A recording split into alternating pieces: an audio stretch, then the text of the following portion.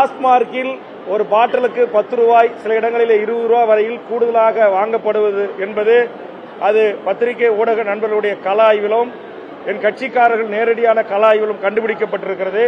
ஆனால் அந்த தொகை தமிழ்நாடு முழுவதும் அது 1000 கோடியா, 5000 கோடியா, 10,000 கோடியா என்பதை ஒரு நேர்மையான நீதியான ஒரு விசாரணைக்கு உட்படுத்தப்பட்டு அந்த டாஸ்மார்க்கில் நடைபெறுகின்ற முறைகேடுகள் கண்டுபிடிக்கப்பட்டு அதை தவற இழைத்தவர்கள் எவராக இருந்தாலும் கண்டுபிடித்து சட்டத்தின் முன் நிறுத்தி தண்டிக்கப்பட வேண்டும் என்பதுதான் தமிழக வாழ்வுரிமை கட்சியினுடைய வேண்டுகோள்.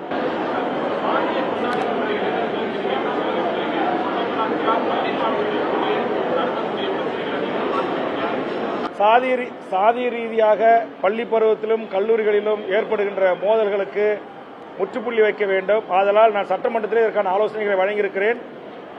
நான் படிக்கின்ற காலத்தில் இருந்த நீதி போதனைகள் ஆசிரியர்கள் மாணவர்களை தட்டி கேட்பதற்கும் அல்லது கண்டித்து திருத்துவதற்குமான உரிமை இருந்தது. அம்மையார் ஜெயலலிதா ஆட்சியில் அது தடுத்து நிறுத்தப்பட்டது.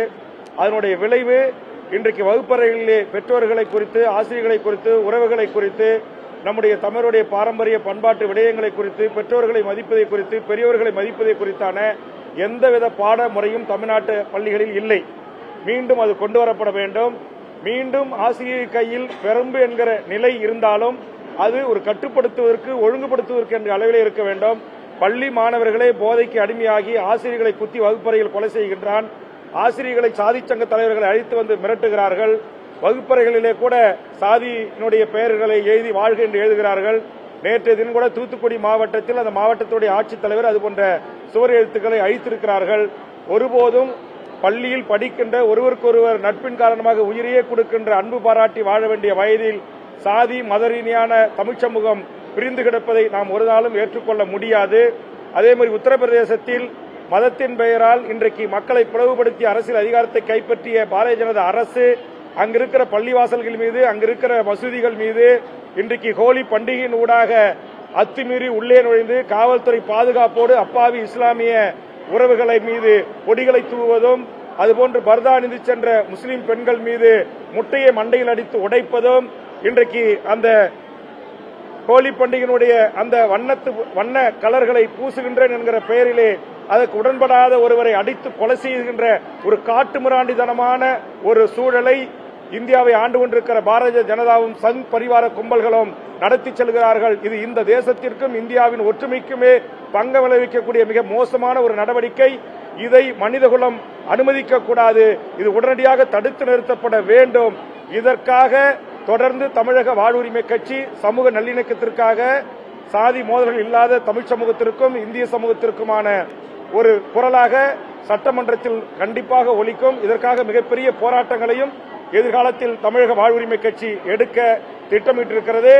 இந்த கூட்டத்தில் முக்கிய நிர்வாகிகளோடு கலந்து பேசி விரைவில் தமிழ்நாட்டில் இருக்கிற அனைத்து சமூகங்களின் சாதிவாரி கணக்கெடுப்பை நடத்தி அந்தந்த சாதிகளுக்கு ஏற்றவாறு கல்வி, வேலைவாய்ப்பு என்கிற சமூக உரிமை, சம உரிமை, சமூக நீதி உரிமை வழங்கப்பட வேண்டும்.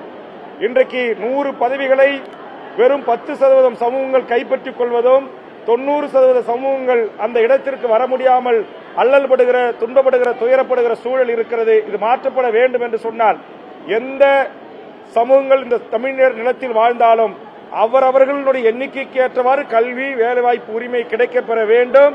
அதுபோன்று தமிழ்நாடு அரசு பதவிகளில் 100% இந்த தமிழர் நிலத்தை கொண்ட, தமிழ்நாட்டை தாயகமாக கொண்ட தமிழர்களுக்கு வழங்க வேண்டும். தமிழ்நாடு அரசு பதவிகளில், ஒன்றிய அரசு பதவிகளில் 90% அந்தந்த மாநிலங்களை தாயகமாக கொண்ட மக்களுக்கு வழங்க வேண்டும். இது எல்லாம் நடைமுறைக்கு வருகின்ற போதுதான் சாதிய மோதல்களும் மத மாச்சரியங்களும் கடந்து அனைத்து மக்களுக்கும் அனைத்தும் கிடைக்கின்ற ஒரு அரசு அமைகின்ற போதுதான் நிச்சயம் இதற்கெல்லாம் ஒரு சுமூக தீர்வு எட்டப்படும்.